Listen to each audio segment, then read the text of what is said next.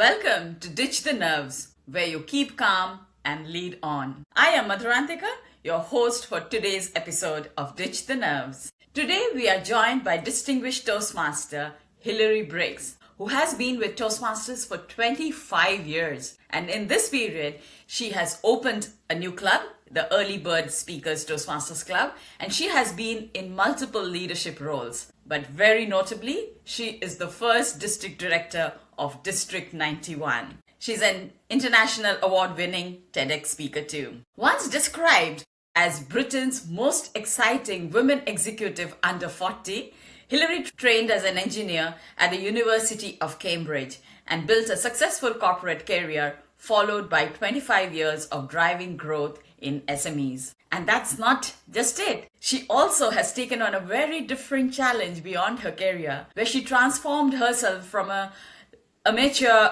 to a member of a Team Great Britain age group, becoming the 2023 and 2024 European champion and World Championships silver medalist. Wow, that is so impressive. We are so glad to have you with us, Hilary. Thank you for joining us. It's a pleasure. Thank you. To get us started, we start with your Toastmasters journey. If you could share with us how, when, why. Yeah, sure. So I guess it was about 1999. I was making a move from big corporate into more consulting and then smaller businesses. And at the time, somebody mentioned a book by the management guru Tom Peters. I remember the book. It's called Brand 50. Brand U 50. Sorry, I should remember the details. But yeah, it was basically about how to build your own brand. And one of the chapters was about improving your speechifying, in Tom Peters' words. And the actions at the end of the chapter was, number 1, join Toastmasters. Number 2, join Toastmasters. Number 3, join Toastmasters. So surprise, surprise, I joined Toastmasters. And so that must have been probably over 25 years ago now. But that was the thing. And at the time I was also helping organise business breakfasts. And there were quite top professional people speaking. And I thought they're okay, but they're not actually brilliant speakers. And I could see, whatever direction my career took in the future, the importance of being able to speak well. So that was another incentive to join. Thank you. That's wonderful to find Toastmasters recommended by all the big motivational speakers. Yeah. So if you look back, Hilary, in your 25 years, and if there was one specific achievement that you're really proud of, or something which you're very close to your heart, what would that be? So I think there are lots of things on the journey. You can imagine in 25 years, and particularly I got involved on the leadership track, but it was a fairly early days. I got thrust in to roles in the club, EPE within 3 or 4 months, and club president. And in the background, I did start going to conferences, the district conference, and I remember hearing people talk about starting new clubs. And I thought, ooh, that sounds really scary. And it was the conference in, I can remember it, November 2004 in Southern Ireland. And there was someone ran a workshop about how to start a new club. And maybe there was some influence from great partying the night before. This was Ireland, remember? Or possibly the very early morning swim in the Atlantic, which you can imagine in November was, let's say, fresh. So a combination of things. I suddenly, in my head, Early Bird Speakers, that was the club. I was going to do this. And it would solve the problem, what I noticed with an evening club, of people dropping out of roles because they got held up at work. So one of my mantras is excuse management. So you have an early morning club, no excuse, unless people have done all-nighters, which is fairly rare, you're there. So that was the birth of it. And actually the first meeting happened October 2005. It took 18 months to charter, so June 2006. It was hard work, but the club is thriving. I have to say, I stood back, and actually got the thing going. It's really taken off. And so I think I've recognised I've got skills to start things. It needs other people perhaps to take things forward. But yeah, I feel very proud. The club's very successful. And it was actually it was the high performance leadership project that really drew me into creating a vision and values, being clear on the values. Now, obviously, there's a lot of things set out in Toastmasters for clubs and so on, but it did make me actually write down what I wanted for the club, and it was scarily accurate, actually. One of the things I put down was the club would be so successful, it would spawn other clubs, and within, I forget, 3 or 4 years it had spawned Covent Garden Speakers. I think alas it doesn't exist now with COVID, but it was. So be careful when you put a vision. Make sure you have a vision for something. Be careful what you put in it, because it might just happen. That is incredible, and indeed a great achievement, because more importantly, it's a thriving club. You mentioned about the leadership track, and which we know is one of the key pillars of Toastmasters. When you look back, Hilary, on the leadership approaches, leadership styles, how do you think it has changed, whether it's in Toastmasters or leadership in general, because you've been in the corporate sector too? So I think, I've been on the planet a few years, but I don't go back 100 years, so I can't say exactly from the start of Toastmasters. I think generally the patterns that I see is that old style leadership was very command and control. You were directing people to do things. So the assumption is the leader, I'm all powerful, I know what to do, you lot just go and do it. And I'm not sure that was ever true, but that's perhaps how people characterised it. Now it's much more about aligning people and allowing them to perform at their best. I think and I've always found actually in my corporate career, I've been thrust into situations where I just haven't had that knowledge to be able to say, even if I wanted to, this is the way it's got to happen because I know best. And I haven't. I've got into situations where I've had very little knowledge. So I've had to rely on people around me. And I think what I've found is, yes, I'll have a vision on what I think should happen, but being open and drawing out from the people with experience in terms of, well, let's shape this, what should it be? And be open to the fact that if people can come up with better ideas, if I feel really strongly that, no, this actually is where we need to go, then, and people are thinking differently, it's about, so how can I influence that? So that's kind of, I think, how things have changed. You've got to have much more superior communication skills and influencing skills. In our audience, we have members who are looking forward to take up leadership roles or thinking, should I? How would you use the leadership learnings in Toastmasters and how they are applicable outside? Yeah, so, I start at the big picture. When I listen and look around me on what's going on in the world, particularly today, I see there is such a demand for good leadership, and that's bringing out the best in people, to say whatever endeavour that you choose to think about.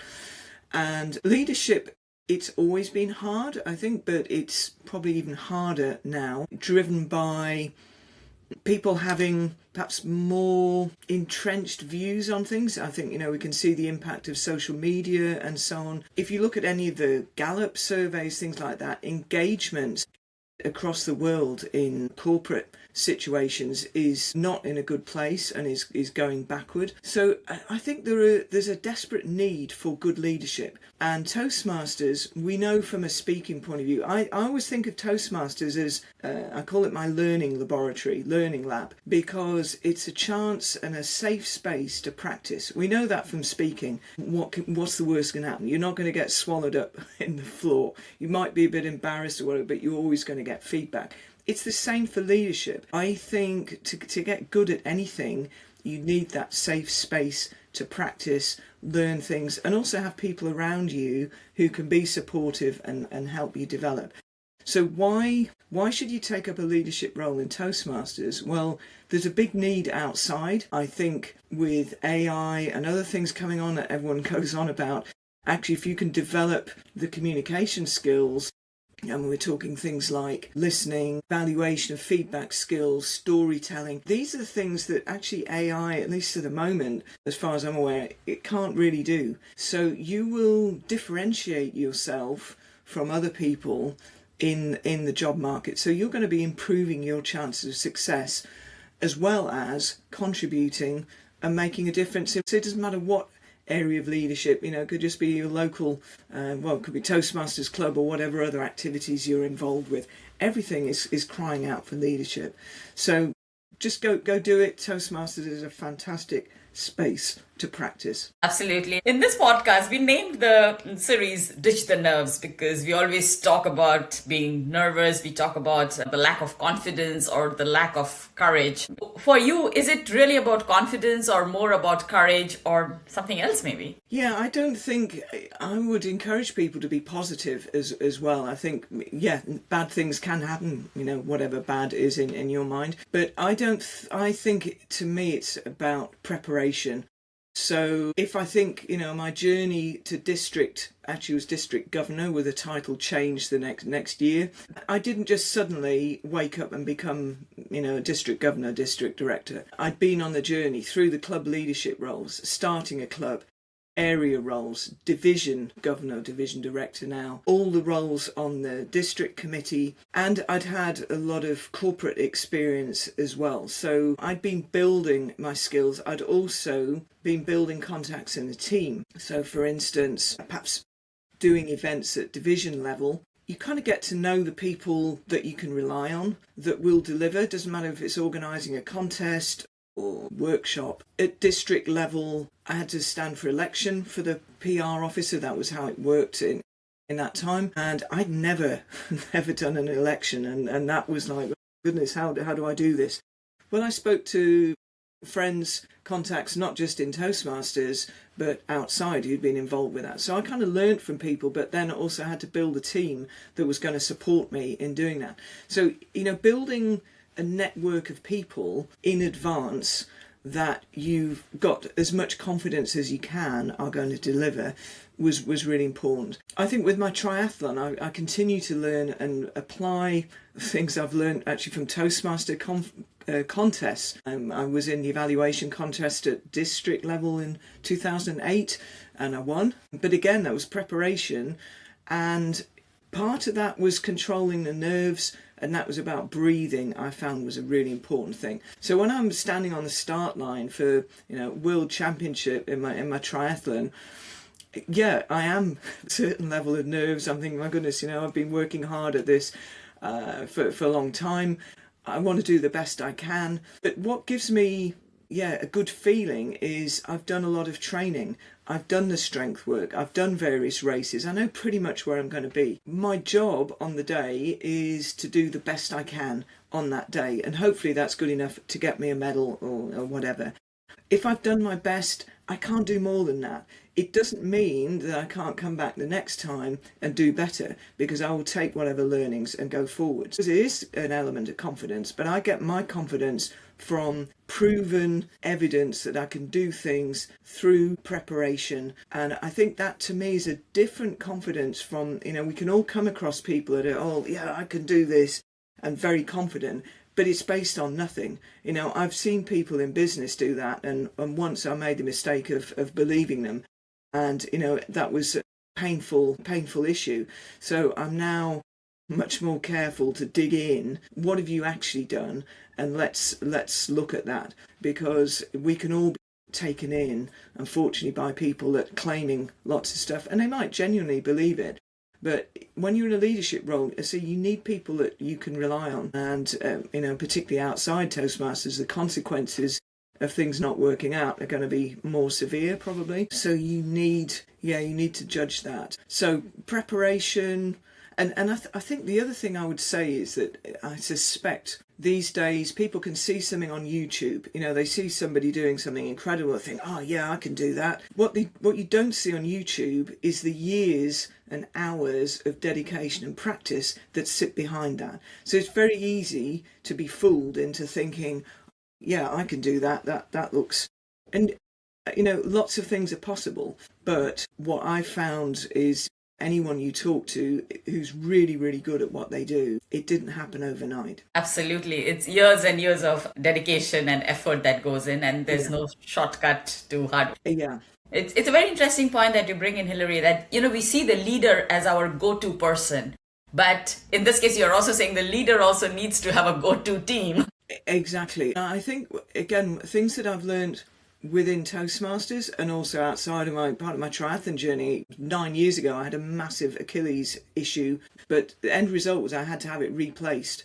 And I was really concerned that I wouldn't walk properly again. Having an Achilles tendon replaced is quite a major job.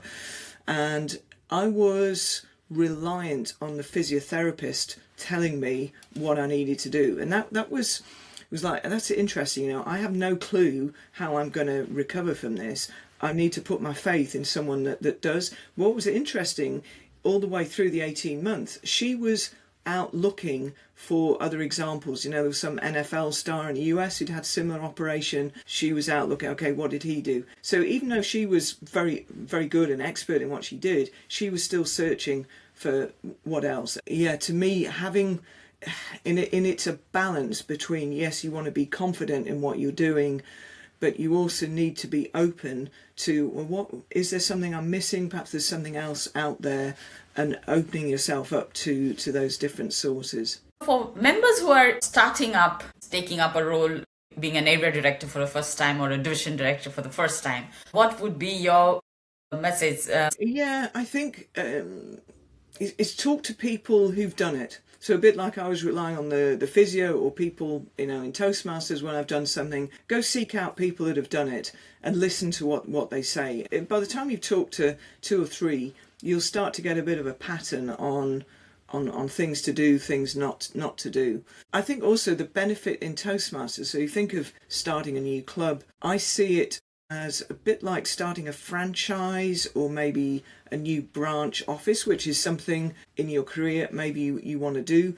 There is an established way of doing things. There are lots of people around to support you, so you're not completely on your own. And actually the worst situations I've seen from clubs that haven't been successful is you've had someone to think, I know best and I'm going to do it my way. And surprise, surprise, it doesn't work. Toastmasters, you said it's been around over 100 years. It works. Follow the rules. Then, yeah, there may be tweaks and things you can add to it, but the basic structure is there. So, I think it's a really, really good practice ground for starting things. But talk to people that have done it, take their advice, do it. And I think the overall thing that I found is when you really, really focus on something, it's unbelievable what you can achieve. That's been my key lesson, both from Toastmasters and also the triathlon. The real life situation is, though, it's more like spinning plates. So you need to have a system where you can direct your focus. You can't focus on everything all the time, but perhaps it's focusing on one particular thing, but keeping the other things spinning enough that they keep going. And I found particularly with small businesses as well, that's the problem, is that the poor owner-manager has got a plethora of things in their head, and it's being able to keep enough of those going at the same time. So it's juggling, it's having a clear enough set of priorities, but it's also being able to be flexible and work. That's why I say leadership is not easy, but the more you're exposed to that and be able to handle the potential overwhelm and navigate through without burning out. Those are all key skills. If you put yourself under pressure, I've always found that I have learnt the most from adversities and challenges. So I seem to have a bit of a gift for putting myself in challenging situations. But that I think if people are wanting to really grow, just push yourself. And from whatever base you're starting at, some will have more a higher sense of risk than others. Doesn't matter. From wherever you are, what would just nudge it forward a bit? And if you keep doing that on a repeated basis, you will expand and you look back and think, wow, I never ever imagined I could do that. And that's certainly mine. I didn't even know district roles existed in any form. I didn't know there was age group triathlon. So, I've kind of learned it, I've gone along. And I think just be open to what life offers you. Thank you. So what would be one last message that you would give to our leaders who are looking to take up higher roles or people who are wanting to step into new roles? Yeah, I think the fundamental thing is that when you can focus, you're unstoppable. So the challenge becomes, what is it you need to focus on, and be able to realise that's now good enough and switch to other things. And and I think care enough, it's got to be important enough to you to put that effort in. There will be work required. And so I have a model map: motivation, action, progress. You need to have the motivation. You need to be care enough to put the effort in. You do need to do stuff, listen to people, and then, you need some measures of progress. Did what you do, did it have the impact you wanted? If not, why was that? Get curious. So I think if you see it as a continuous learning journey, whatever point you're starting, and be open, be curious, what could happen. Thank you so much, Hilary, for joining us and sharing your incredible Toastmasters journey and all the learnings that came along with it. And to our audience, thank you for joining us today. I hope you found the session as insightful as it was. We talked about how to prioritize things, how to know the right people, choose the right people to go to. And as Hilary said in a final message, just be curious, just go and do it, and let's see what awaits us. Thank you so much for joining us today. Thank you so much again, Hilary. Thank you.